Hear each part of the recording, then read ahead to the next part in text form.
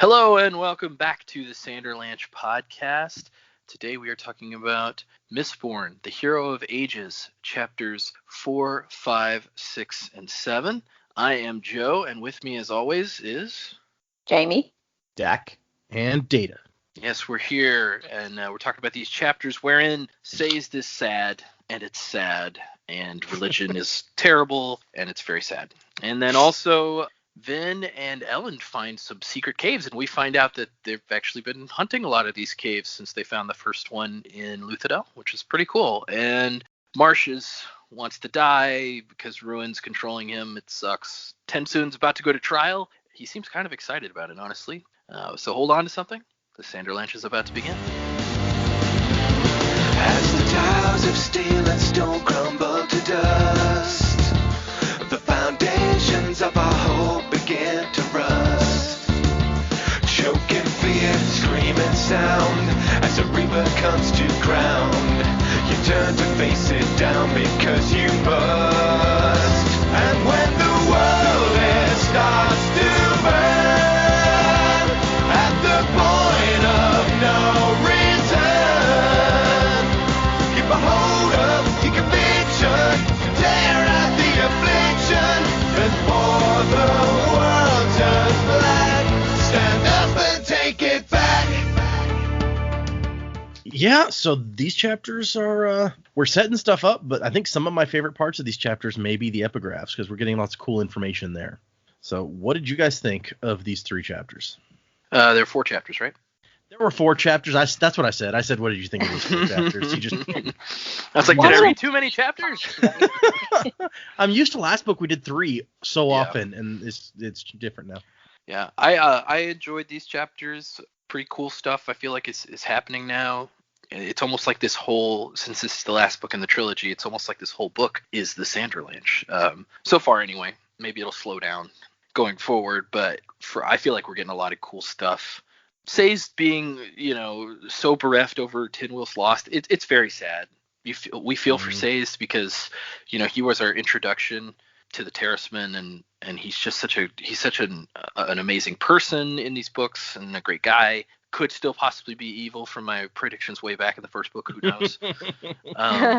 But it's sad to see him this way. But I'd actually need to back up. So the first epigraph, he is talking about Rashek, so I think we can pretty much safely say that it's not being written by Rashek. Yep, killed that one.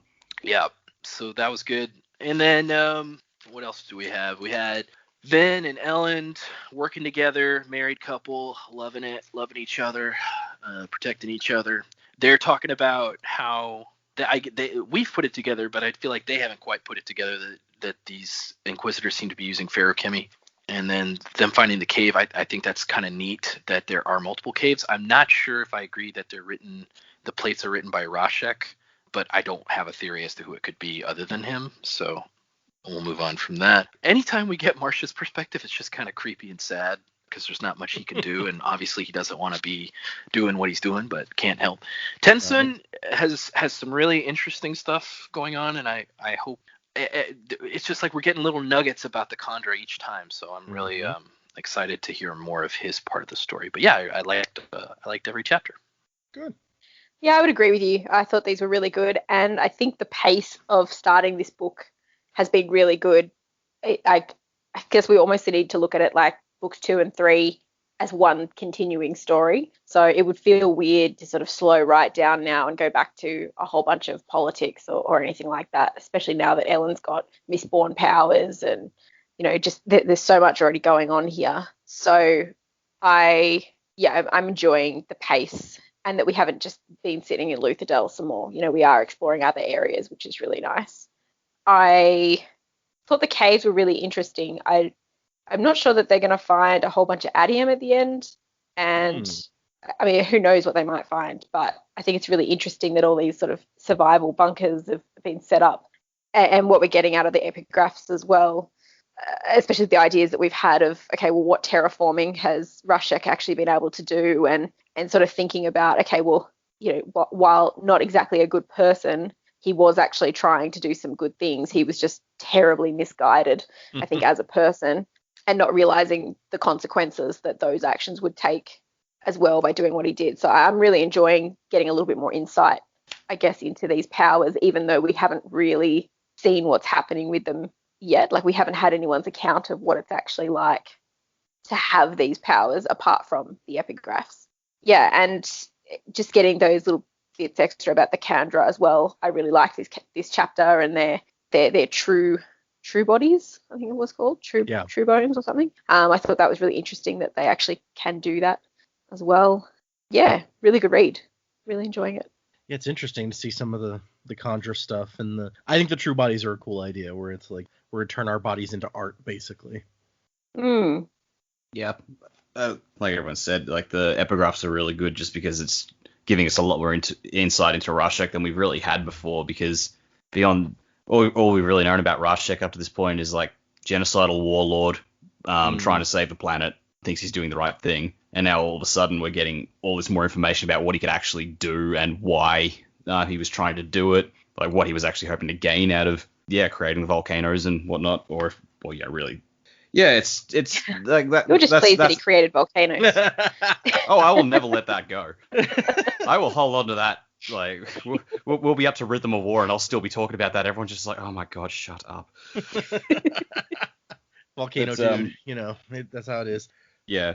But like it's good to catch up with some of the characters we haven't seen yet. Like we see Sazed and Breeze here doing their thing, which is cool. Breeze seems like he's in a pretty good place, which I don't think I really liked him to start with, but I've gotten kind of fond of this twit. So like, good to see that he's doing all right, especially after he basically got PTSD at the end of the last book. Right. I agree with Joe. The stuff with Marsh is really creepy and sad, but I am still fascinated whenever it comes up. I'm kind of glad that he showed up in a chapter, because I was just, when he showed up doing the prologue, I'm like, is that the only time we'll get insight into his head and we'll just see him periodically through other people's eyes throughout the book? And then this chapter confirmed, nope, we're going to see what he sees a lot more, which I'm glad for, because I think he's one of those characters who, throughout the first and second book, because he was so often just in the background, like we knew he was out there, we didn't know what he was doing. I felt like, I want to know more about this guy, and so now we're going to get that, which is cool. And yeah, the Kandra stuff is just fascinating. I've wanted for ages to see more of their society, and now we're getting that in overdose, and I am loving it. I'm just like, yes, give me more. Yeah, there's definitely some interesting, and I like Marsh was one of the like least developed characters in the first book, because we met him like a couple times, and he gave Vin like one lesson, and that's really all we saw of him. That's true. Yeah, he was one of the least developed characters, but what we did see of him in the first book still made him interesting. I'm just like, I want more. It wasn't like he was just a flat character, and it's like, oh, well, we don't really need to see much more of him anymore. It's like, no, there was a lot to this guy. Yeah, I agree, and you could tell that he had some depth. We didn't get to develop any of it. And then in the last book, all we saw was him being kind of weird, and then the very end with the fight. And so it is nice to finally, after 2 books, kind of get into his head a little bit, even though it's a very scary place to be at the moment. Okay, I guess let's get into these. The first epigraph, this person is, I guess, really theorizing. Well, they say they believe this is what happened. Like, this is what they believe happened, because the last epigraph was talking about how, or the one before that, I remember, was like, I have all this power, I could move a planet, but I wouldn't know where to put it. Like, I don't have that knowledge. And that's what this one is saying. It's like, I think that's what Rashek did. He wanted to move the planet closer to the sun, to burn away the mists, to, save people from the deepness, but he pushed it too far and made it too hot for people. And so he realized, well, crap, I don't know how to move a planet around right, so I got to stop doing that. We'll fix this too hot situation another way, and that's where the ash mounts come in, and they spew so much ash that they make the world cooler.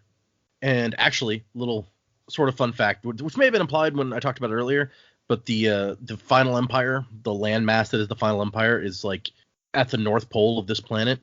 So it's one of the coolest places, even before, the ash mounts. So given how close it is to the sun, most of the surface of the planet is probably uninhabitable. I have wondered that, because like they say, he rules over the planet, and I look at that map and like, that doesn't seem that big. How big is this place? And so if the rest of the planet is uninhabitable, that would go a long way to explaining. It's just swathes of basically the Australian outback where a lot of people can't live. And I don't know how. I honestly have no idea how much of it is land. I've often thought about it like at the equator of this planet, is it ocean, and it's just like boiling ocean. You couldn't even sail through there. I don't know. Ooh, that would be cool. It's actually slightly more complicated than I'm making it out to be, but yeah, it's the North Pole, basically. Yeah. Well, all the compasses point towards Lutherdil, don't they?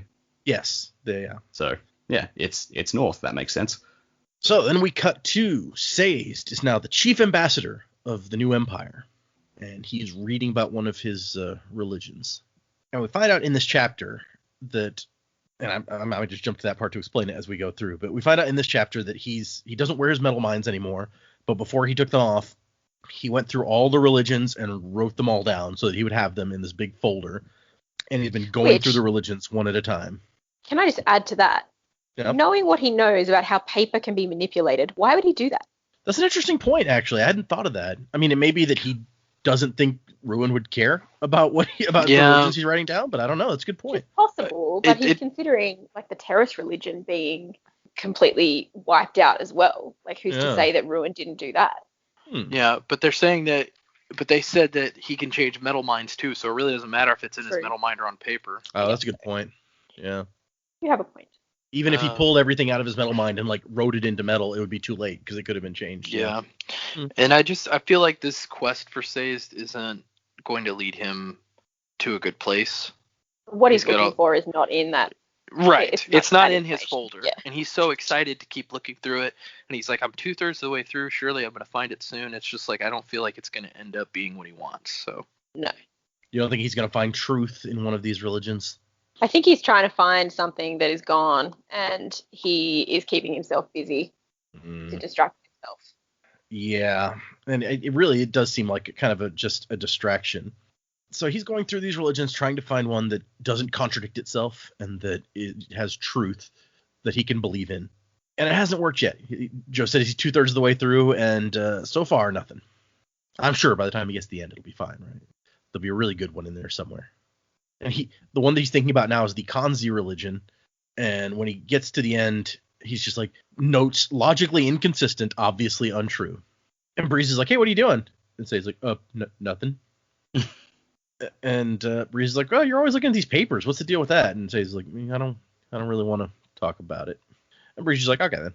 And so apparently they are in Lekal City, where Jastes Lekal's uncle is in charge, we find out. And if you remember from the last book, Jastes shows up with his army of Kolos because he said that, he took charge and he tried to do what Ellen and them had all planned and trust his allies and stuff, and that they slaughtered his whole family, even the babies. And so either his uncle is the one that did that, or maybe like his uncle came back and took it over from whoever killed the rest of the family. I don't know. I just thought it was weird that his uncle is the one who is in charge here. I did wonder about that. That was kind of a vital part of Jastes' motivations. Yeah. And I just sort of pictured, maybe the uncle like survived and they tossed him in like, the pit full of dead bodies and he was actually still alive and he just crawled his way out and like came back Punisher style. The Punisher King. That would be pretty bad. That guy wouldn't surrender to Ellen Venture though. Yeah, true. But they have come as ambassadors to basically get King Lekal to agree to be subservient to Emperor Ellen Venture. And so they're Sazed and Breeze are waiting outside while they think it over. One interesting note is that apparently the terrorist people are still determined to kind of rule themselves. Like we saw in the last book, the guy was like, hey, you think, Emperor or King Venture would take us in? Maybe we were too proud to like declare ourselves free. But from the way Sazed thinks about it here, it's like even after the leaders were slaughtered by the Steel Inquisitors, they're still determined to rule themselves and call no man master again, which then he points out is kind of hypocritical since the Lord Ruler was actually a terroristman in the first place. But no one knew that. No. And of course, Breeze is griping. He's like, man, it's taken them long enough. You'd think that they would have figured out whether or not they were going to sign by now. Of course, Breeze is just like, come on, let's get this over with. I've got to get back to my fridge. Well, he's got a cup in his hand, so, he's not totally out of... I know, but like Breeze with wine. I don't know. There was one episode of The Simpsons where Barney was talking like round at Homer's place, and he just goes, "Homer, I'm a little worried about the beer situation. After we finish this case and the next case and the next case, there's only one case left." Yeah. That's Breeze and his wine. Yeah, no, I see that. Oh gosh, Barney. He's okay. He's okay for now, at least. Maybe I don't know. We'll have to see about this wine. I assume traveling, it's hard to get all the wine that you want. Yeah, probably. It's got to be like Allrian brings like all of the like horses packed with all her clothes, and Breeze has like 2 or 3 just carrying wine. He's got those dogs that carry like those tiny kegs around their necks. He's just got like a small army of them. And so at one point, Sazed calls Breeze out when he's acting, all he's like, oh, I'm just so calculating stuff. And Sazed is like, I know you're a good guy. And then you try to hide it, but we all know that, like, the truth about you. And Breeze is like offended. He's like, it's not at all polite to point out that a crusty old pessimist's dark inner secret. I like this interaction with Sazed and Breeze. Breeze doesn't have clubs around anymore to buddy with and call him on his shit, but even all depressed, Sazed is taking up that a little bit. It's like, God forbid he can talk to Ham. We don't know where Ham is, actually. I don't think we've seen him yet. No, we haven't. Last the book, last one from the crowd. He was guarding Ellen last book, like he was his bodyguard or captain of the guard or something, so he may still be doing that. Who knows? Of course, Ellen doesn't need it as much now. Well, he didn't show up for the fight, so... That's true. No, but he did say he'd left his camp. Like, they didn't just come straight from Luthadel. Point. So Ham could be with, presumably, a whole bunch of other soldiers. And so Sazed and Breeze debate the morality of coming and basically forcing this guy to become subservient to Ellen. And Breeze is like, hey, it'll give them the protection of Ellen's armies, which presumably are a bunch of Koloss at this point. I don't know. And Sazed is like, well, we did bully him. And Breeze is like, well, yeah, but his nephew also sent an army of Koloss to destroy Luthadel. So really, he's lucky that we're not doing more than that. And then they get a little more heartfelt, where Breeze is like, it still hurts, doesn't it? Sazed's like, yeah. That's very sad. I hate seeing Sazed sad. And then Breeze is like, hey, I know what'll cheer you up. Why don't you try to convert me to one of those religions? And he gets kind of insistent, and Sazed is like, no, I don't do that anymore. God damn, Breeze, read a room. You're supposed to be good at that. Breeze is trying to help him cheer up a little bit and tap into something that he's passionate about, but to find out that his passion for that is also gone. Like, it's like, no, he's actually in a really dark place right now. But I feel like if Breeze is meant to be good at picking up on people's emotions and whatnot, and for Sazed to immediately just go, no, I'm not doing that, I feel like that should be an immediate red flag for Breeze to just go, oh, something ain't quite right in Sazed Town. But he says he stopped wearing his metal mines almost a year ago, so his identity as a keeper is kind of gone without his metal mines. That was like his whole purpose for being, really. So it's even sadder than... For him, it's the loss of Tindwyl, but it's the loss of his culture as well. Like, as far as he's concerned, he's the last, and there won't be any more because of the breeding programs. It's like, well, this is it. There's no point finding anything new. I might try and look for answers in here. That's probably as good as we're going to get at this point. There's no point continuing with this. Yeah, it says in the last year, none of the traveling keepers had showed up as refugees to Ellen's domain, so there's every chance that he may be the last one. And you got to figure that after they took the synod, the Inquisitors might be hunting down those other keepers. Absolutely. Juicy powers. Yep. Delicious blood powers. Now remember, Fry, when you kill an enemy, eat his heart to gain his courage. His tasty, tasty courage. I was going to eat that mummy. Breeze kind of pushes like the religion thing, and finally Sazed is like, look, if there was a god, do you think that he would have let all these things happen? I can't teach religions anymore. Not if they can't answer my questions. Never again. And Breeze's like, oh, geez. Okay. Touched a nerve. But he's like, I don't believe you. You're not meant to be an atheist, Sazed. I have a feeling you'll be no good at it. Doesn't suit you at all. And we also find out that Sazed is the one who kind of pulled Breeze through what happened after the siege at Luthadel. He's like, without you, I would still be like trapped inside my own head, basically. So maybe that explains this friendship that seems to have developed a little bit here. Don't do it, Sazed. Everybody Breeze is friends with dies. Ham is still around. Orion is still around. Yeah. Kelsier died. Clubs died. I mean, you can say that about any of them, though. That's kind of true, yeah. It's like, really, it's like, when Vin showed up. You can say the same. Happening. Yeah, it's like, hey, Breeze, don't be friends with Sazed. People around him die. Or go crazy. Look at Marsh. Don't mind if I do. Okay. That's when the door opens, and a guy comes out with the contract, I guess the treaty. And it says King Lacal had signed at the bottom, and his signature was very small and cramped in the large space allotted for it, he knew he was beaten. That's So you can't just sign with an X. Mission accomplished. You can't all sign with an X. So that's what Sazed and Breeze are up to. I'm glad that we stopped by to see them. It's been a little bit. It just gives us context of what else is happening out in the world. Yeah, Ellen's empire is expanding, and Sazed is the chief ambassador. Good for him, I guess. Keep busy. You gotta keep busy. That's important. So we get the next epigraph where it says, each time Rashek tried to fix things, he made them worse. He had to change the plants to make them be able to survive in the new harsh environment, but those plants were less nutritious, and also the falling ash made men sick, so he had to change people also so that they could survive. Yeah, we've never really talked about that, but I mean, I guess that's a really good point. Like, all throughout this book series, ash is falling constantly. Like, that makes normal people sick, but we never really talked about the fact that these people are just fine. Yeah, I guess you just assume that since it's a normal part of their life that they deal with it in some way, that maybe they'd evolve to handle it if that's how things are here. But apparently it was a little more active involvement than that.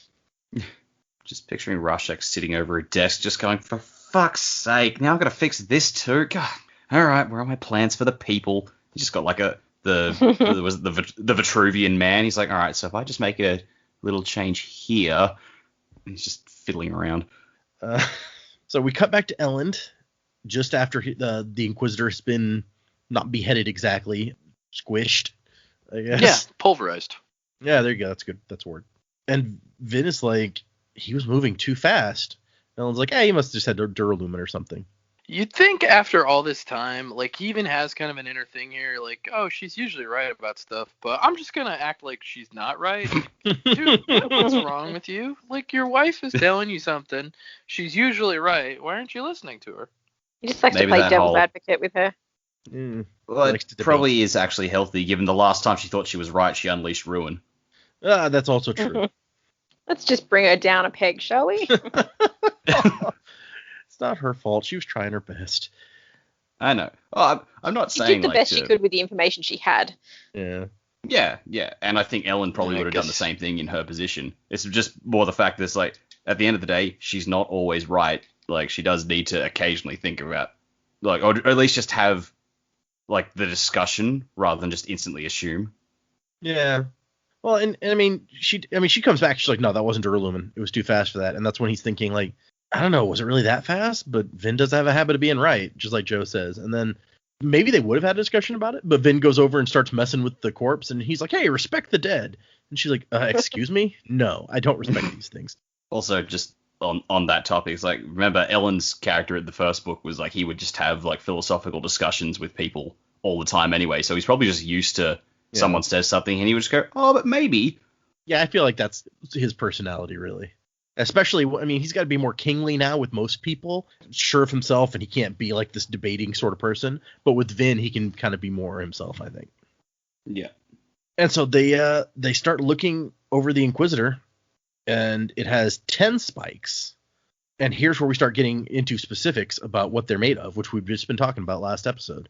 2 through the eyes and 1 through the shoulders, all steel. Then 6 in the ribs, 2 steel, 4 bronze, and now this one, a pewter one. And he was trying to stab Elend with a steel one. So there definitely seems to be different spikes for different things here. Mm-hmm. And this is where Ellen's like, maybe they don't like use allomancy at all. Maybe they have some third power. What's it called? Hemalurgy. Yeah. Hemalurgy. And then Vin's like, yeah, maybe. Anyway, we're going to have to cut open his stomach to see if he has any adium. He's like, oh man, stomach duty again. And apparently none of the ones they fought have had adium that they've been able to find, but they always burn electrum, just in case. Yeah, I mean, probably a good habit to get into. Yeah, definitely. And this is where she's like, we're missing something here, Ellen. Like, we're like children playing a game we've watched our parents play, but not really knowing any of the rules. And also our opponent created the game in the first place. It's kind of true. Like, they have no idea what Ruin is doing. They don't even know what it's called or that it's doing anything at this point. Like, Ellen's like, maybe it just wanted to go free, and that's all it wanted. It's like the Phoenix Force. It's just floating through the galaxy now. And Vin is very determined that no, it's definitely not doing that. It's out. It wants something, and it's controlling the Inquisitors, and it can change text and not text messages. No, that doesn't make any sense. It can change text and create miscommunication and confusion. It knows our plans.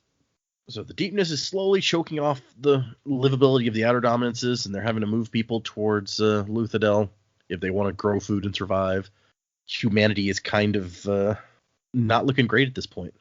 And then Ellen's like, no, I'm a member of the Church of the Survivor now, and it has only one prime commandment, survive. Which, that makes sense, yeah. That sounds like something Kelsey would say. He may have said it once or twice. Sounds like something Gemmel would say to Kelsier when throwing him into danger. Yeah. Survive! Throwing him off a castle. And so eventually they go back to Fatrin, and he's like, hey, why'd these Koloths stop attacking? And Helen's like, hey, I promised you a second army, right? Here it is. Make sure your men understand this was their victory. And he tries to explain, and Fatrin's like, so you're saying that they're scared of us, so they switch sides? And Ellen's just like, yeah, close enough. Just whatever. Yeah, we'll go with that. And now, Ellen, there's something in the city that Ellen is here to claim. And Fatrin's like, okay, I'll come. And Vin is like, dude, did you really have to start this battle without me? And he's like, look, I didn't even know if you were going to show up. I left a message for you, but you weren't there, so I didn't know when you were going to be back. Yeah, and like my phone is dead, so I couldn't text you. So I'm sorry. I'm sorry that I watched WandaVision without you. You know, I was going to wait, but I didn't know when you were getting there. Oh, that I gotta tell you, that was tempting today, but my wife would murder me if I did that, so I've not seen the third episode yet.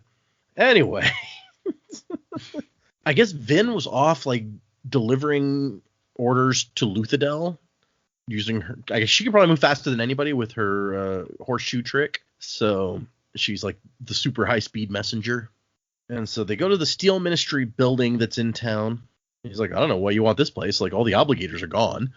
And basically, make a long story short, there's another cache, a secret cave, just like the one in Luthadel hidden here, with lots of food stored away in it. Canned food, basic supplies, medicine, cloth, water.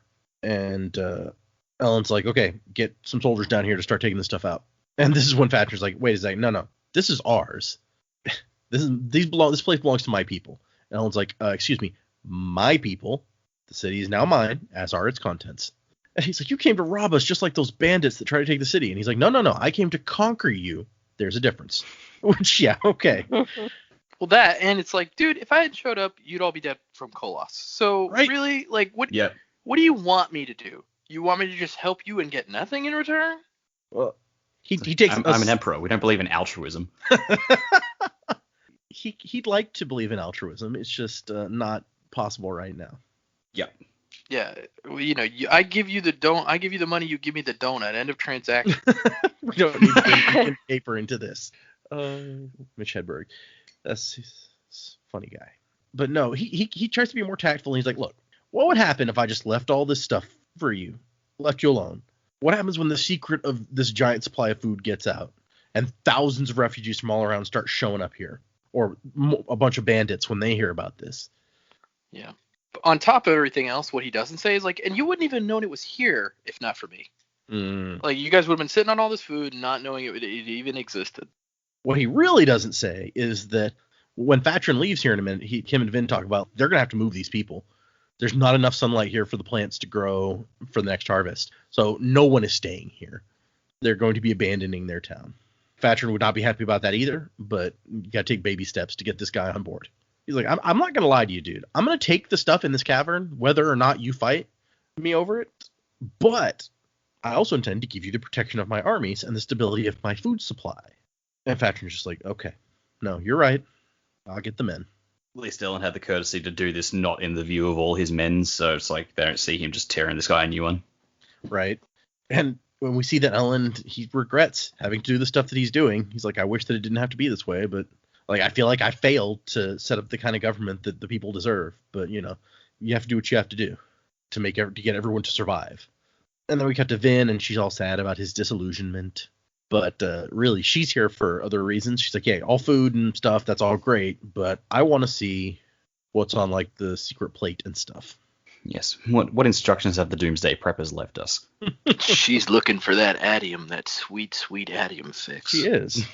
Although adium is distinctly less important now that electrum is the thing that they know about. Yeah, I guess the Lord Ruler wanted to keep Electrum a secret from the nobility so that only he would have a way to fight adium if he didn't have any. Well, really, I think it would have destroyed the adium economy if people had known about that, and that was apparently one of his primary ways of keeping control over the nobility. So it's kind of important to keep that Electrum a secret. And Ellen is like, dude, Vin, the Lord Ruler must have known that someday, like, the mist would return, so he created these supply depots. And imagine, like, the effort that it would take, and you'd have to, like, rotate the food. I mean, it's canned food, but it doesn't last forever. You got to rotate out in fresh food. And he's been doing it for maybe hundreds of years without anyone noticing. Vin's like, well, it's not really that hard to keep secrets when you're the God Emperor with a fanatical priesthood. But Ellen takes it as a good sign. If the Lord Ruler was preparing stuff, then he must have thought that they could win this fight. Like, why bother preparing to keep people alive if you didn't think they had a chance? And Vin is not as encouraged by this, and she's bringing up all the bad stuff. She's like, ash is falling pretty much all the time now. If the mist don't kill off next year's crops, the ash is going to. Koloss gathering in the outer dominances. Bad things are happening long term. I also love that when he tries to talk about Kelsier, she's like, look, am I the only one who sees the irony in the fact that we call Kelsier the survivor, and he has this whole survive religion, but he's dead. He committed suicide to let himself become a martyr. How is that surviving? Which, yeah, she got a point. Yep, can't argue with that. But the people need something to give them hope, right? And they kind of have they have this argument, and then they're like, I'm sorry, I don't want to argue, but they're very strained here, and you can tell that that's how this stuff comes out. And what they really came for, and well, I mean, Ellen definitely wants the food and supplies and stuff, but they find the metal plaque, the plate on the wall, and the message left behind is, this is the last metal I will tell you about. I have trouble deciding its purpose. It allows you to see the past in a way, what a person could have been and who they might have become had they made different choices. Like gold, but for others. The mists have likely come again. Foul, hateful things. Scorn it. Do not go out in it. It seeks to destroy us all. But, pro tip, you can control the Koloss and the Kandra if you use several people at once to push on their emotions. Which, that was new for our friends and for us, is that, hey, we can get like a bunch of soothers together to do it. It seems like a bit unfocused. Like, he's talking about, don't go out in the mists. Don't go out in the mists. You can control the Kandra and the Koloss by doing this. I'm like, what does that have to do with the mists? Like, you were talking about one topic and just jumped to a completely different topic, dude. I mean, first he talks about the metal, and then he jumps to the completely different topic of the mists, and then a completely different topic again. So, I agree. It seems a little bit unfocused. Well, yeah, at least and then he's got the PS break before the mists. Yeah. He does have a PS. We'll get there in a sec. So the plate had been written by the Lord Ruler, they think. Somebody said they kind of disagreed with that, so we may get there in a second. And it says that this is... Each of the previous ones had contained plates like this. They'd learned about Electrum in Ortiu, however you say that. That's where Strat ventures from. In another one, they'd found the description of aluminum, but they already knew about that one. And now they also have a direction to the next storage cavern. It says, just like in the other 3 storage caverns, they found a map depicting the final empire, Luthadel, a square in the middle, and an X on the location of the next and final cavern. There were 5, they thought. The first one near the Well of Ascension. Then it doesn't say, but we saw the name of the city in the last book. Stilton City, I think. Something like that was what the second city was called. The third one had been in Urtu. I gotta figure out how to pronounce that because it's going to come up some more. And that one had led them to this one. And each map has numbers, a 5 and a lower number, so that's counting up to 5. This is 4 of 5, so that's why they think there's 5 total. And it's in last one is in Fadrex City, where Set is from. So they're like, oh well, he'll be happy about that. Finally go and conquer his hometown back. And Vin or Elend, I'm not sure that it's clear who, thinks that the last one must finally be where the Lord Ruler's adium stash is hidden, because they still haven't found it in all this time. Which would be pretty ironic. Like, Set's like, I'm coming to Luthadel to get the adium. It's like, oh, hey, it's adium was where you live, bro. Yep. So, yeah. I mean, if it is there, that's ironic. It's a big-ass treasure hunt to get to that adium. But, yeah, he's going to be pissed off if he finds that out. You mean I was the richest guy in the whole empire all along? Damn It's it. like the only way he would be more pissed if you make Orianne is the one who tells him. Don't you understand, said? Your real treasure was your family. Fuck that! I should have had Adium. I could have hired so many Mistborn. And Ellen's like, don't get too excited. We don't know if the Adium is in the final cavern. And Vin's like, it has to be. Where else is it going to be? And he's like, I don't know. If I could answer that, we would have found it already. Okay? Which is a little snarky, I think, but... A good line, though. Yeah, no, it's good. Yeah. And there's an interesting thing in the annotations here, because it says originally Brandon had planned for there to be 11 or 12 storage caches. The one in this town was still going to be the second to last. We would have just come into this book with them already having found like the 10 in between or whatever. But it made each one, and especially now they're going to go and, have to have this big fight for the last one to reconquer the city or whatever. It made each one seem less important when there were that many of them. So he cut it down to only like 5 so that you get more of a sense that each one actually is really important and you understand why they're working so hard to get it, whether or not there's Adium there. Yeah, because like if you got 11 caches all full of food, and it's like, shit, you've got a lot of food. Yeah. And Ellen points out, he's like, even if we find the Adium, I don't know what good it's going to do us at this point. Like, do we need more money? And Vin's like, no, we can use it to fight. And he's like, you're going to fight the Mists with Adium? Like, how's that going to work? But she makes a good point that you could fight the Koloss with Adium. That would be helpful. And she's like, Adium is part of all this. It's only valuable because of Allomancy. But Allomancy didn't exist until after the Ascension. So there's got to be some connection, some relevance here. Which I think is maybe kind of a stretch, but this might just be, her gut again. And Ellen is Joe because he's like, I don't like all these unanswered questions. Like, what's up with the Adium? Why did that nugget of metal make me Mistborn? Why was it at the Well of Ascension in the first place, and who put it there? These are all good questions. Also, why was it just hanging out on the floor? Like, you think you got a nugget that gives people superpowers, you wouldn't leave it on the floor. It was hidden in a pile of, like, broken pottery or something, right? And it was, like, in a piece of pottery itself, so maybe... It's just that Rashek, man. He loses his wallet, he loses his keys, he loses his ball of superpower granting metal. That guy. When you're 1,000 years old, it's easy to forget about some of this stuff. But they debate a little bit, and Ellen's like, well, regardless, it'll be worth the effort to take Fatrex, if only for the supplies that they have, and to know what other message the Lord Ruler might have left behind.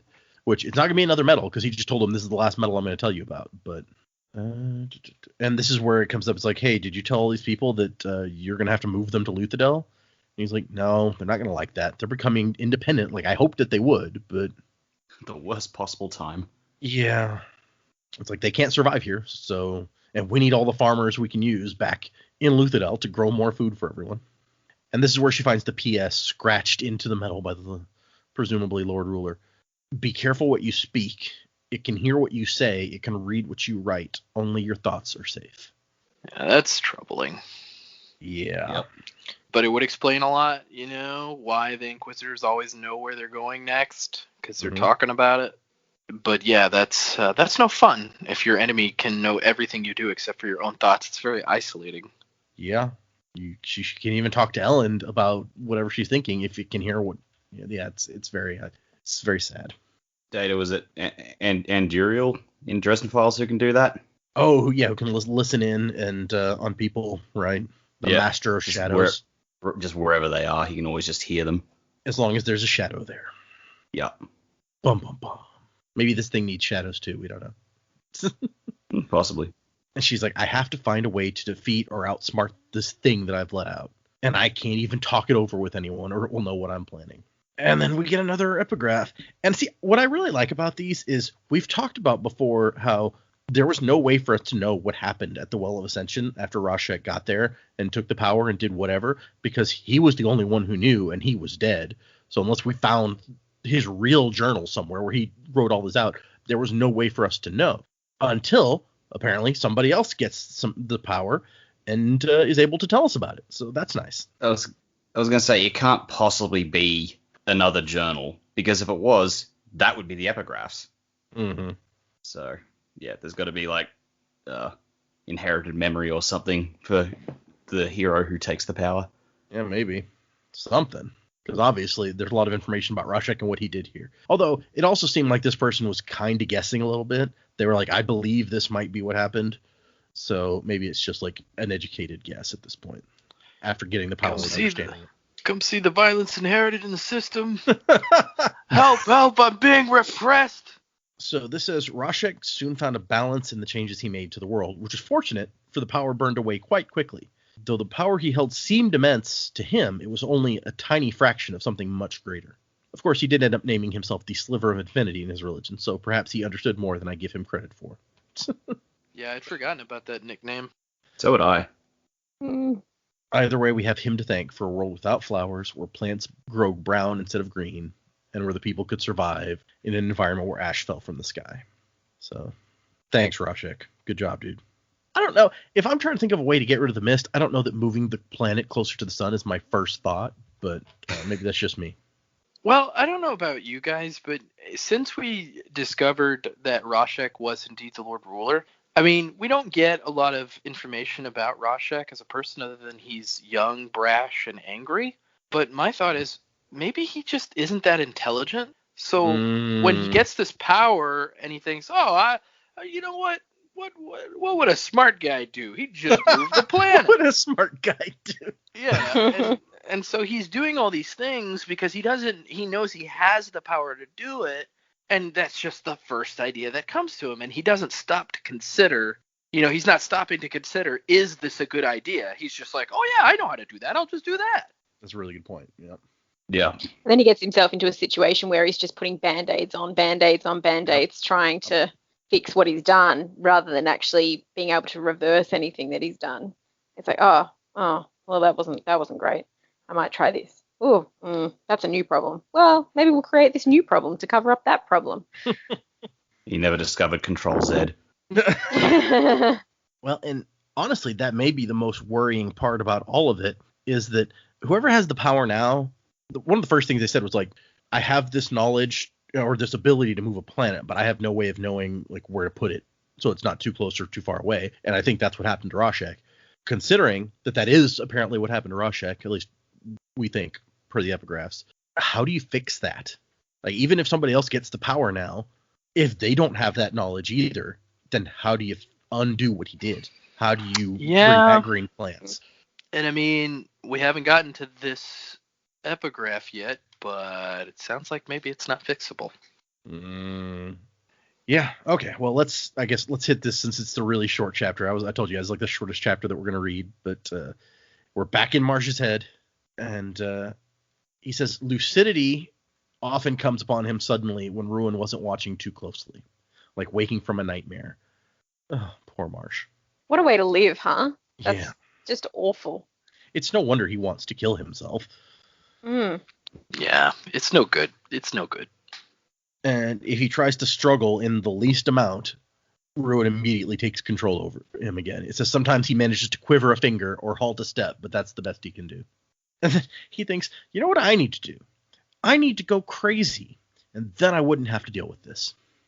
Yeah, that's how TenSoon felt.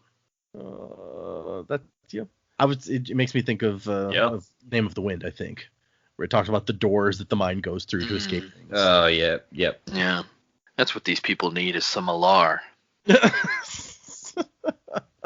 And so he's with a bunch of other Inquisitors, just walking around, swishing their robes, but they don't talk, because they're all being controlled by Ruin, so there's nothing to talk about. And he talks about how they all have the normal spikes, but you can also tell that they have some new spikes. Marsh himself has a bunch of new spikes. They were a beautiful thing. He didn't understand why, but they excited him. The Lord Ruler had held back some abilities to make Inquisitors more dependent upon him, but now they could take them. And then he thinks, what a beautiful world, as he watches the ash fall. I just thought that was sad, because that was his end, the end of his moment of being lucid. Because all of a sudden he was like, oh no, this is really pretty again. And it's like, oh no, Marsh, we've lost you again. Oh, this poor dude. So yeah, just a quick Marsh chapter so that we can keep up with him. It says in the annotations that he wanted to use more of Marsh, and there were a bunch of complaints from alpha readers because everyone loves Marsh apparently. And they didn't like in book 2. He says this is from book 2, that he wanted to use more Marsh but couldn't, and there were complaints from alpha readers because Marsh was one of their favorite characters, and they didn't like how he disappeared throughout most of the book, which we had the same discussions here, right? So not surprising. Well, I think for us it was less that he was one of our favorite characters. I mean, I like the guy. I wouldn't rate him like as one of the top characters, but we've said multiple times that bit with him and Sazed at the start of the book was one of the most interesting bits of the book, and we just wanted more of that. Mm-hmm. And then to just withhold that was what set us off. Well, it's funny because when we got to the end, you realize that whole bit with him and Sazed, like, it reads completely differently knowing what you know about it later. It's a total ruse. It's like, yeah, Sazed, I need your help. Oh, hey, I'm going to walk away now and you be by yourself and find this thing. But Brandon says the problem that he runs into and ran into in that book was you can't show too much of what Marsh is doing because that reveals what Ruin is planning and trying to do. And he says that later on in some of the Marsh chapters, we'll get more information. But at this point, he felt like, it's a little early in the book to reveal too much. So that's why we get this short chapter to be like, hey, here's Marsh. He's still doing stuff, but I'm not gonna give you too much info yet. I mean, just from what we've read, it seems like Ruin's trying to create like a legion of Ruin, just like inhabiting as many bodies as possible. That's not what you want. No. And our last epigraph for this week. I speak of us as we, the group, those of us who are trying to defeat and discover Ruin. Perhaps my thoughts are tainted now, but I like to look back and see the sum of what we were doing as a single, united assault, that we're all involved in different processes and plans. We were one. That didn't stop the world from ending, but that's not necessarily a bad thing. Yeah. Bleak. Yeah. That is bleak. Yeah. I don't know what's going to happen. Like, are they all going to get on a spaceship and leave Scadrial? Like, what's happening? The spaceship is just going to land, like, at the very end of the book when they're all about to die, and they're like, get on board! Come with me if you want to live! Yeah, Sazed is going to, like, get the knowledge to use a volcano to shoot them into outer space. Okay, this is my new hope for the end of this book, is the spaceship volcano thing.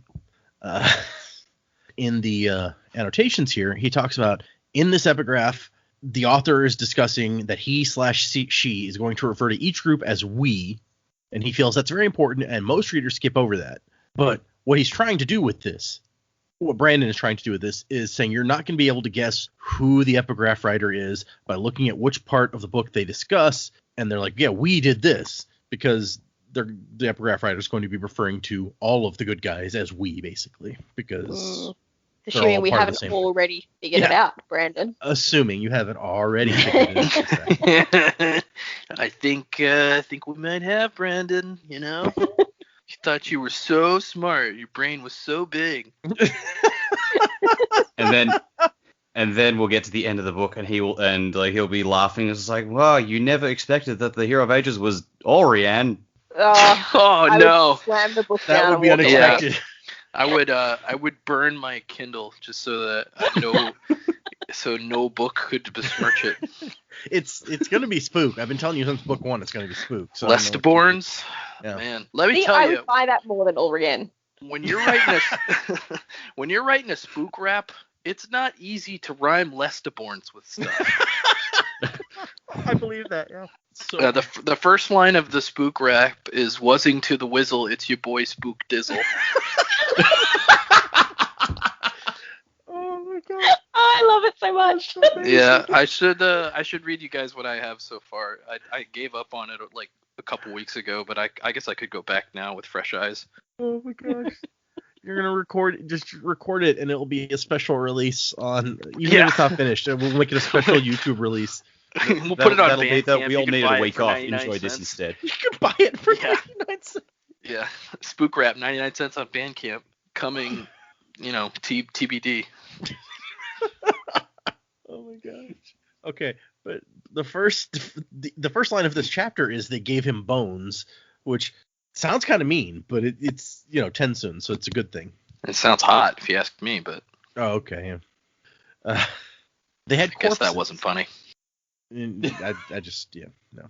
These are bones that apparently Condra have just brought back over the centuries from their contracts, so they just keep like a closet full of various bones in case people need them. They didn't kill any of them, of course, because the contract forbade that. But they have the bones. I'm just picturing me throwing like a sack of bones into this pit, just going, "Are we sure these are all human?" And then TenSoon comes out and he's like made a minotaur somehow, and they're just like, "Oh, okay." He might be able to do that anyway. I bet he can make some like horns or something. Okay, yeah. So they give TenSoon some bones. And he makes like a body, not anybody in particular, just he makes a human body around it. And then there's a moment of realization. He's like, oh, like I created like a normal opaque body and everyone else is wearing like true bodies that, as they call them, a set of false bones, human shaped, crafted by Khandra artisans. And this guy, one of his captors, Varcel, has a true body made of quartz, and he leaves his skin translucent so that you can see the quartz through his body. This is the Kandra equivalent of bling. Yeah, kinda. I'm trying to get like a visual on this because it's like apparently all the facial features are still there, like they still have noses and mouths, but you can see through the skin to the bones. Yep. So it's like you can see the skeleton, the colorful skeleton, but then you can also see, that's a weird thing, right? Because normally when you see, like, even if somebody showed you a photograph of like a person where you could like an artist rendering of a person where you could see through the skin into the bones, you're not normally able to see the facial features on top. So it's kind of a weird thing to think about visually. Yeah.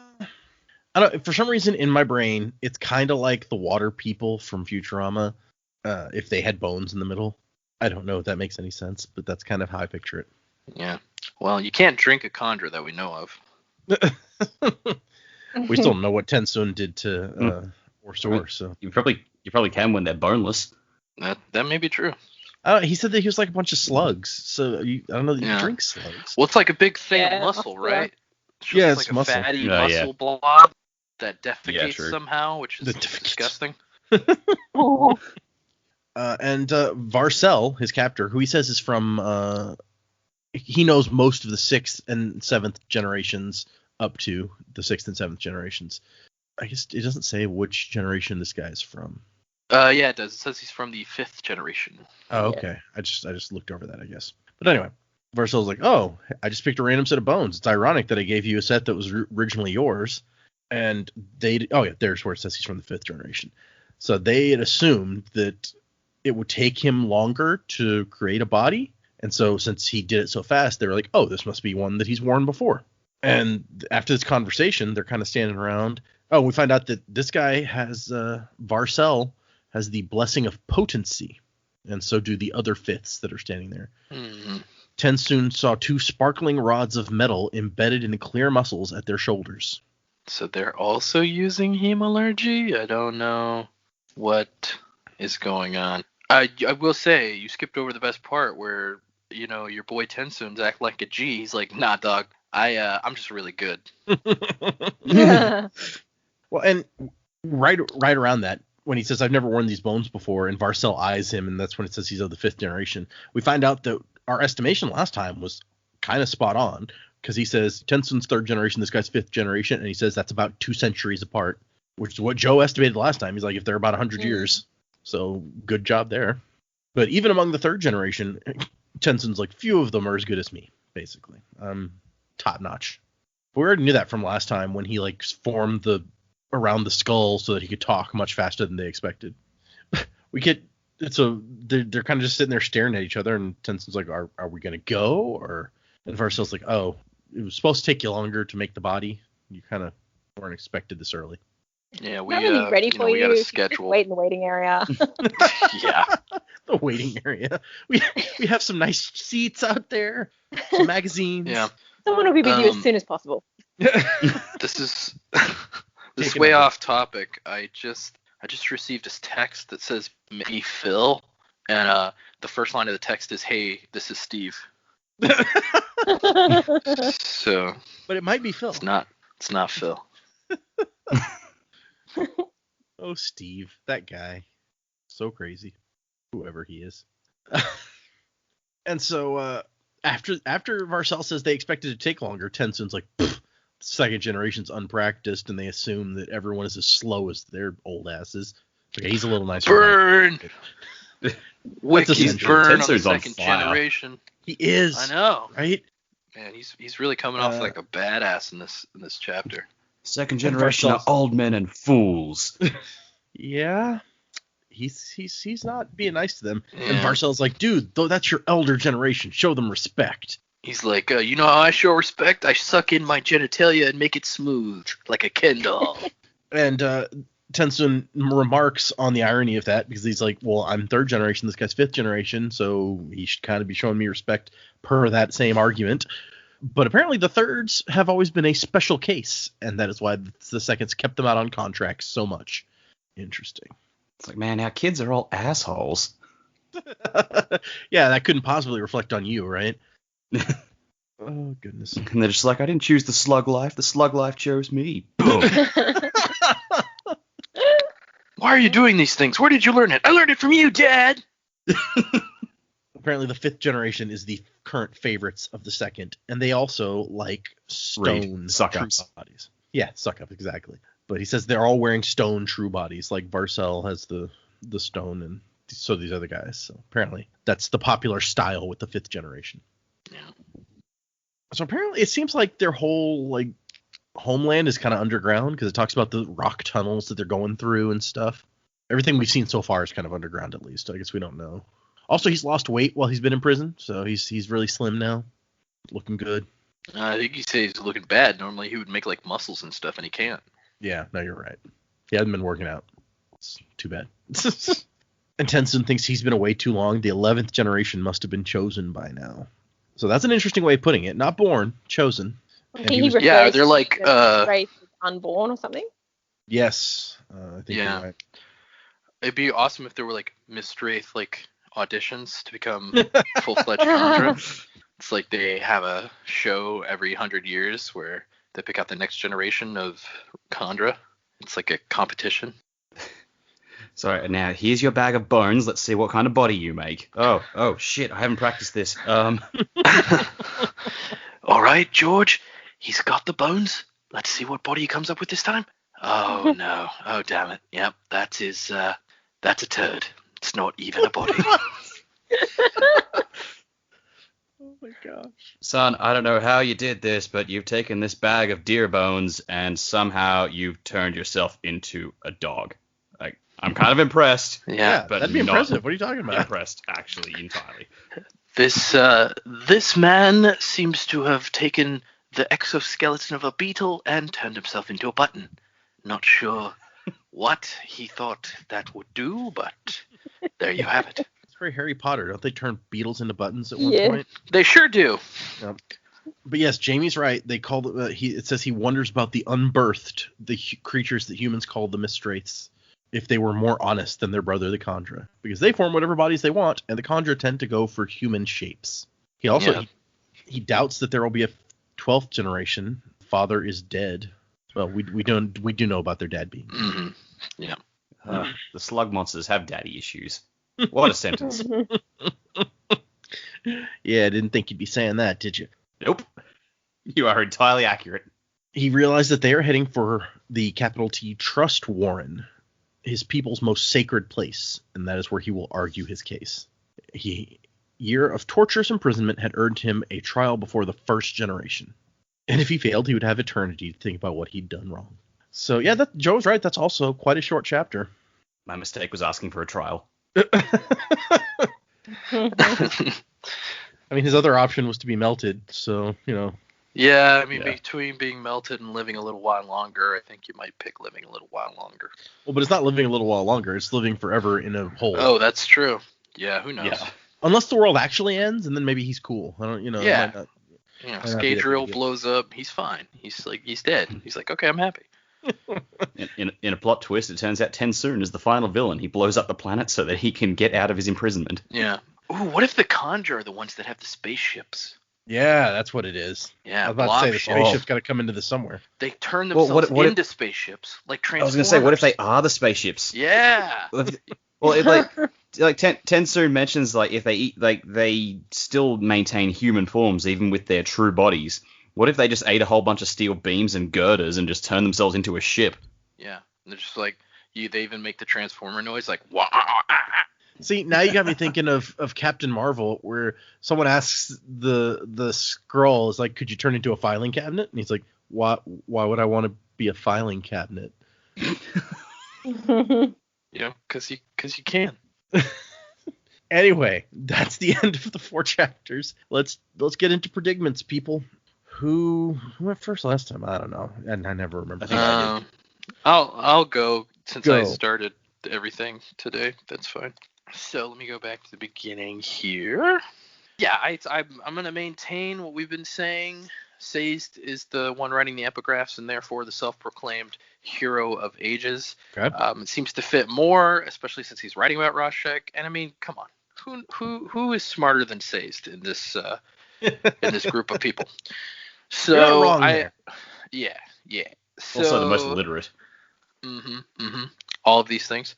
Yeah. So like I talked about before, I don't think Sazed is going to find what he's looking for.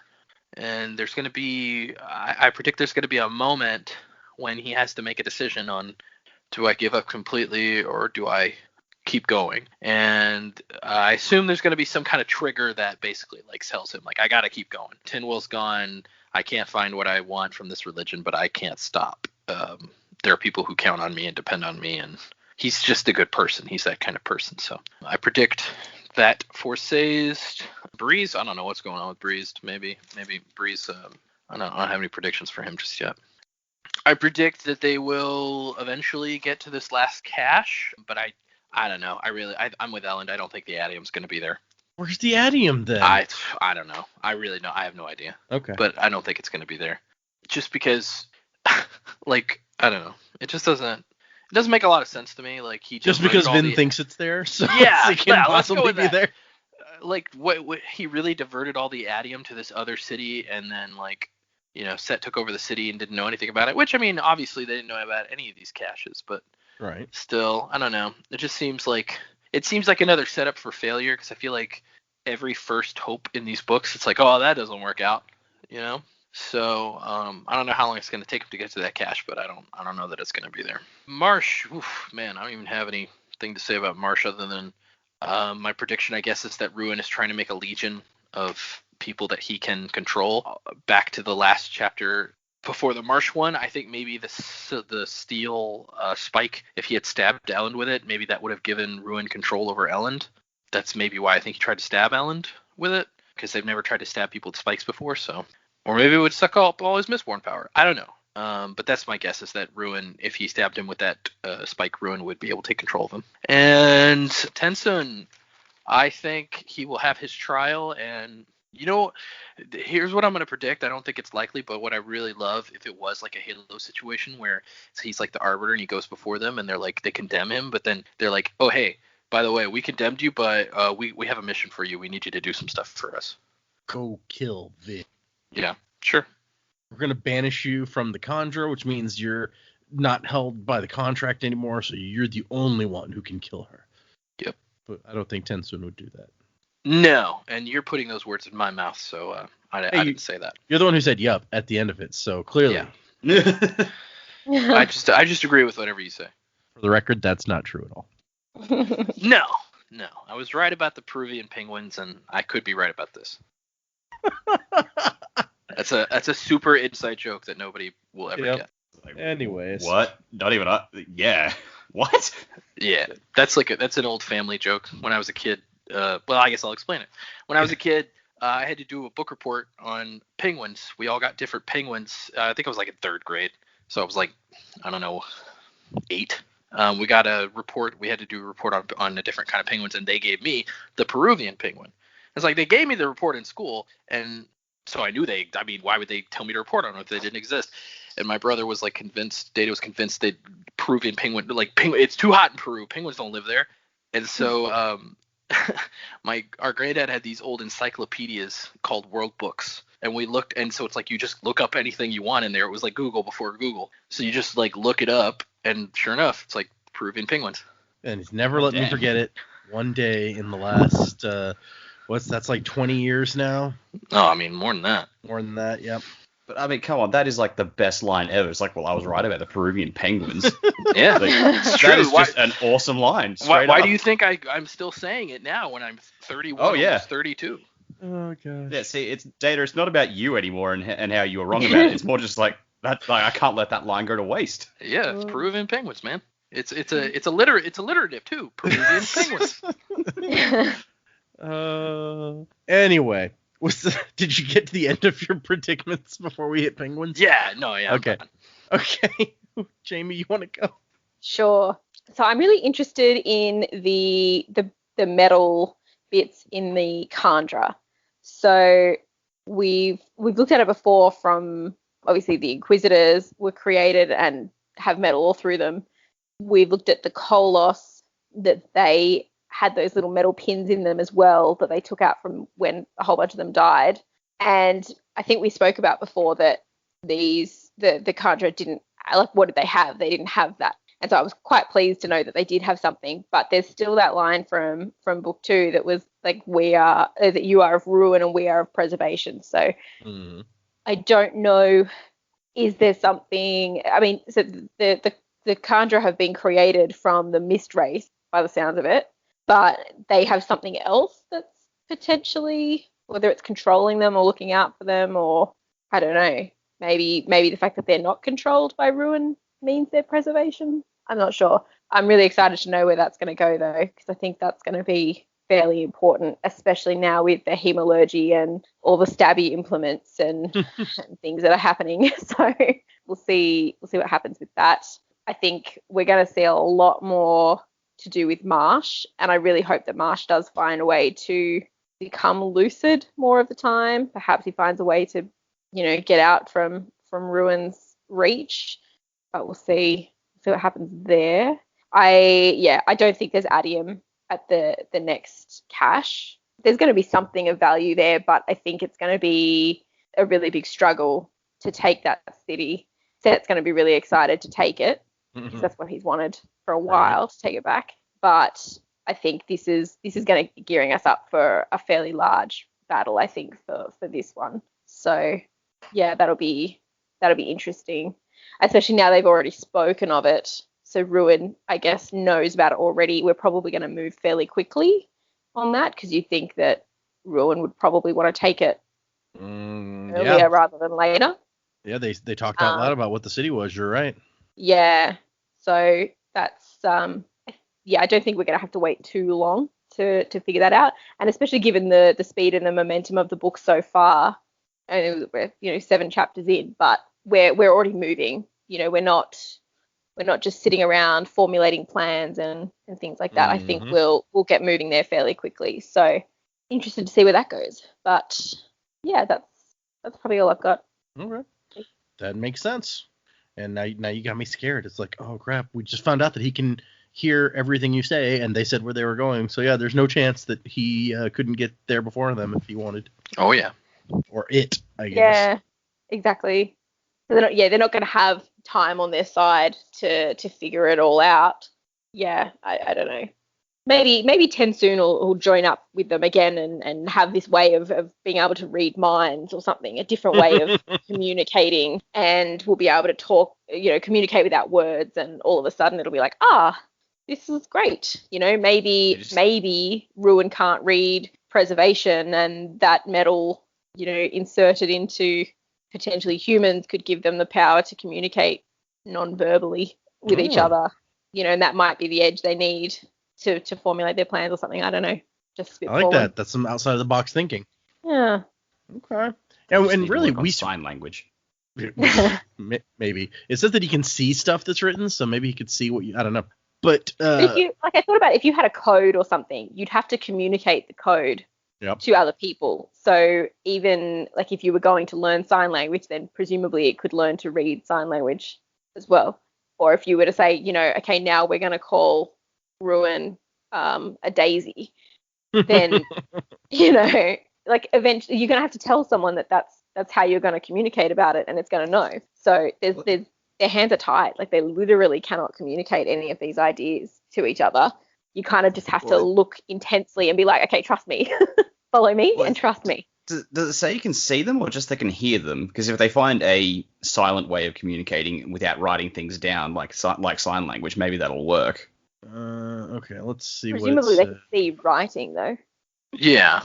It says, be careful what you speak. It can hear what you say. It can read what you write. Only your thoughts are safe. So it says it can read what you write. It doesn't necessarily say it can see what you write. I don't know how it could read it if it couldn't see it. But, Right. It's like the archive in the Dresden Files. It's like as soon as you write something down, it's aware of that there is recorded language somewhere. I like random note. I like that Jamie's thought was to use daisy for ruin when daisies are not a thing that they have because they have no flowers in this world. Pepperoni? Nah, they don't have that either. Canned beef. You make an interesting point about TenSoon showing up because we know that he's in the Conjure homeland. We still don't know where that is. Yeah. So it could be like sitting under Fadrek City for all we know. Mines of Moria, man. Yeah, all the Conjure. Yeah. That's what's hidden there. See, perfect. It makes complete sense. Okay. No, I like where some of this is going, and I do agree that I think this whole book is going to feel like it's moving faster compared to the last one where we didn't do a whole lot for a lot of the book. It couldn't get slower, let's be honest. But I talked about before how it's like these three books have, like, if they were movies, they would be thematically or stylistically different. Like the first one is a heist film. The second one is this like political thriller. The third one, I think probably the closest thing that makes sense would be like a war movie. Yeah, well, I could tell you there wasn't much thrilling about that political thriller. Well, what about when they're having the big debate or the election and all the guys show up to murder them? I mean, yeah, I guess that was over pretty quick. Vin explodes a dude's head. Yeah, that was terrifying. Yeah, I'll give you that. If I was watching a political thriller and then all of a sudden, right in the middle of the story, a woman crushed some guy's skull, I would be shocked and confused. Yeah, I mean, Skyfall would have gone very differently if, like, when at the bit where Silver invades M's hearing, she just headbutts him and his head explodes. It's true. Yep. Like, let's see Judi Dench do that. Yeah, I'd watch that. That was another one of Ellen's brothers that she killed. Another venture. Yeah. Okay. So, good predicaments.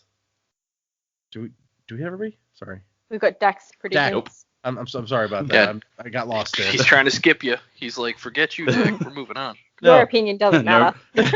Okay, so Dak, what do you got for us today? I'm going to cut straight to that, and none of that stuff in the middle is going to make it. No, it's all gold. So I think midway through last book, I predicted the Adium is all gone because it's been spent. The Lord Ruler has used it somehow. Yeah. You thought it was like to hold back the deepness or something. Maybe he was using it. Yeah. Yeah, and I still haven't quite ruled that possibility out. I think if they're still looking for it, I think it's probably gone because it's been used. And maybe the next plate will have like scripture saying, "This is what I used the Adium for." It's a touch receipt. They'll go, Well, when the Lord Ruler set up these caches, he couldn't have known that the pits of Hathsin were destroyed because that happened right before he died. So it could even be something like, this is how you use Adium to help you defeat the deepness. Yeah, because I mean, we still don't know how Vin is. The mists have responded to her. She's burned metal, and the mists have somehow, like she did it during the fight with Rashak himself. The mist responded to her. There's got to be something to that. There's a way that she was doing that. Whether that's Adium or not, I don't know, because that runs counter to what we know about Adium already. But again, another thing about these books is no one actually knows what all metals do entirely. Like there's always other uses for them that keep coming out of the woodwork that no one's really been aware of. So that's that possibility. Shit, I had one I thought a second ago, and now it's escaped me. So I am still on the bandwagon with the others that Sazed is the person writing these epigraphs. I think that the style of writing sounds like Sazed's voice. So I suspect that's who it is. It would also be, kind of a really odd twist to his character arc for this book, where he starts out doesn't believe in gods and religions anymore, and then he turns out to be God in the end. So like that would be interesting. But I'm also doing that thing where it's like, oh, all three of us are pretty well on this thought, and we're all agreeing with it. There might be like another trick to this that we haven't quite figured out. Like doing that whole second guessing. That's how he gets you. Thinking, what if it turns out, like at the end of the book, the hero of ages winds up being Marsh of all people? Because I mean, we're seeing a lot to do with him, and he's trying to well, not a lot, like really a few pages here and there, but he is trying to break out of the mold, and maybe the final twist of the book is he manages to overcome Ruin's control of him, and then he takes the power and uses that to completely subvert Ruin itself, and that's how Ruin is disposed of. again, much like the Lord Ruler, he has an Inquisitor. He thinks the Inquisitor is under his control, and then all of a sudden he breaks free of the control and massively subverts him. That would be a cool twist, I think. Yeah. The likelihood, I don't think, is high, but I think it'd just be fun to see. That is an interesting idea. Well, really, at this point, and we haven't really talked about it, we have no idea how you would even get this power that the Hero of Ages is apparently going to take, because the only power we knew about was at the Well of Ascension, which shows up every 1,000 years, and Vin just used that. So unless this book's going to last 1,000 years, that doesn't make any sense.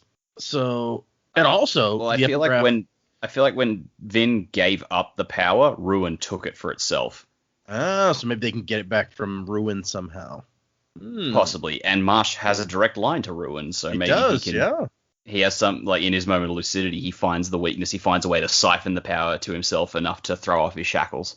The epigraph one of the epigraphs we read this time also said that the power that Rashek took at the well is a small fraction of something much greater. So true. There may be even more to this than we kind of get at this point. Okay. Any other predictions? I feel like I had some, but I think I've actually forgotten them, so they can't be that important. Those were the ones that were going to be right. It's very sad. Yeah.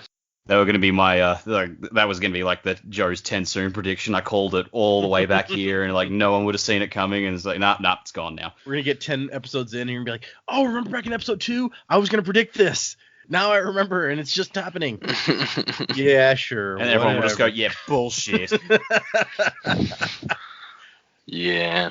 Okay, we have 3 emails this week, but one of them is from Angela, and she says, I'm currently reading chapter 12 of Hero of Ages, and she has some thoughts up to that point. So I'm going to save that for when we get to the episode where we're doing chapter 12, which is not next week, but the week after that.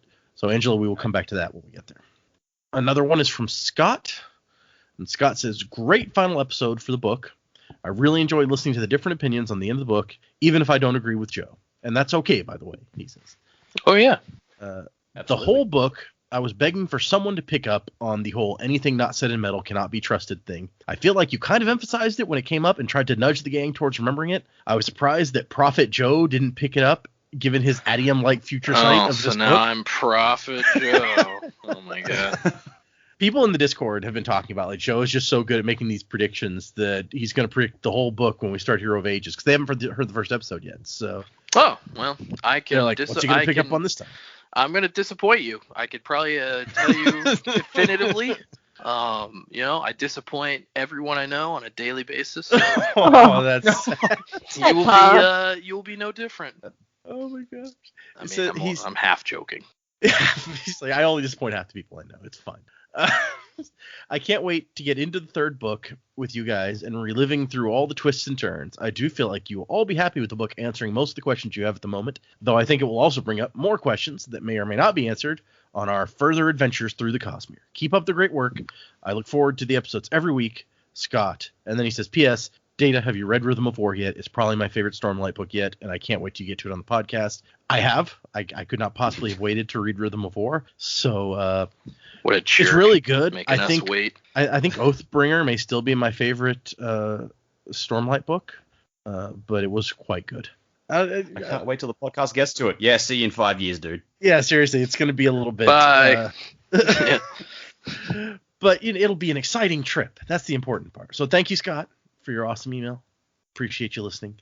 I'm sorry, my comment was kind of snarky and mean. I didn't mean it that way. I was trying to make a stupid joke. Dak, don't apologize to the listeners. Dak is also slightly bitter that he has to wait. So Joe and Dak are like, damn it, why do we have to wait so long? You guys don't want to read the 4th Stormlight book right now. You haven't even read the first 3 Stormlight books. Well, I could be reading them. That's my point. Right we have to get through those first. Yeah. Well, and before that, we have to get through Warbreaker, and before that, we have to get through Lantern. It's a whole thing. Oh, well, it sounds like this is going to be super great and not frustrating at all. Well, and technically, it's kind of interesting because, and I probably haven't talked about it at all, but the Stormlight series is supposed to be 10 books. And he's dividing it up into, unlike how Mistborn was going to be 3 different trilogies, Stormlight is going to be a set of 5 books, and then a break in time, 10, 15 years, he said probably, and then another set of 5 books. Not 10, 15 years in real life, 10, 15 years in book time. And so it's like two sets of 5 books. But anyway, The second era of Mistborn takes place after the first 5 Stormlight books, which we didn't chronology. We didn't know until just recently when he said that, but that is not where we're going to be reading them in our read through. So that'll be interesting. Although partly because I didn't want to wait that long to get to these other Mistborn books, and they're shorter than these, but I also think it'll be helpful to know some of the stuff in Mistborn when we get into Stormlight. But anyway, so random fun fact is that we're definitely not reading these in chronological order, and that will continue. Well, do you want to talk about the numbers again? That might be just as boring as what you just said. Anyway, so our other just email kidding. Is from Retro Rocket, and he says, "Hey everybody, it does make me a little sad that Joe has not enjoyed the endings of these books, which I love, but he makes good points that are understandable, and mentioned that neither of the endings really feels like a satisfying ending, which makes sense. And I don't know that I agree with it about the first book, but so on and so forth. He says he's surprised that people found Vin's control of the Koloss to be kind of like a Deus Ex, but not her drawing upon the mists in the first book, because he thought that it seemed like kind of the other way around, which I think I probably felt that way at the first time too, that it was the other way around. So I was equally kind of like, oh, that's interesting that you see this is that, but not the other. I guess because at that point, like we don't know what that mists thing was. Right. And even when reading it, I didn't feel like that definitively gave her the edge, even though it does say like she used it to pull the stuff out of him. Right. Like the Koloss, we can wrap our heads around, like she's using Allomancy to take control over them, which turns the tide of the war immediately. But I don't know, the mist thing is just so unknown still that I maybe with hindsight I will think that, but right now I just I don't know. And it's also not something she's really been able to replicate, whereas now controlling the Koloss has become their standard operating procedure. Yeah, that's their bread and butter now, which is good because they didn't have many humans left for their army, quite honestly. So, although I guess they got Straff's army and Set's army, so I guess they got some more humans. Anyway, he also says, I don't think that any of you will have the same problems with the end of book 3. I would tend to agree with that also, Retro Rockets. So it'll be a while before we get there, though. So anyway, thank you, Retro Rocket, for your email. Other than that, for next week, we are reading 4 more chapters, 8, 9, 10, 11. Yeah. Don't forget to review and comment our podcast, and you will be inducted in to the misting crew. Yeah, at least one of the people who you made a misting was in the Discord, and they were like, "Oh, Joe made me this. Thanks, Joe." Even though you can't see that, so yeah, I can't see that. So you're welcome. Yes, I hope you guys enjoy these conversations we can't get in on. Yeah. Hope you guys enjoy not interacting with us. We are the worst. So apparently Joe lets down half the people he knows every day. So yeah. Well, maybe 75%. I don't know. So anyway, 4 chapters again for next time. That's, like I said, probably going to be about our average this book. I finished getting the entirety of the Final Empire uploaded to YouTube, and I'd taken a short break before I start working on the second book. But we'll get there eventually, people. It'll all be there someday. Yeah, don't overexert yourself. It's not your fault. What's the word I'm trying to say? It's not that it's not your fault. It's just that it's all your fault. It's not imperative. That's what I'm saying. Yeah, no, I didn't feel like there was any hurry to it, which is why it hasn't all happened yet. Although we have started to get a few views on some of the old ones on YouTube, so I'm happy people are enjoying that. Cool. But yeah, I think that's everything we got this week. Music by Miracle of Sound, and wuzzing to the time of next, everyone. As the towers of steel and stone crumble to dust, the foundations of our hope begin to rust. Choking fear, screaming sound, as a reaper comes to ground. You turn to face it down because you must.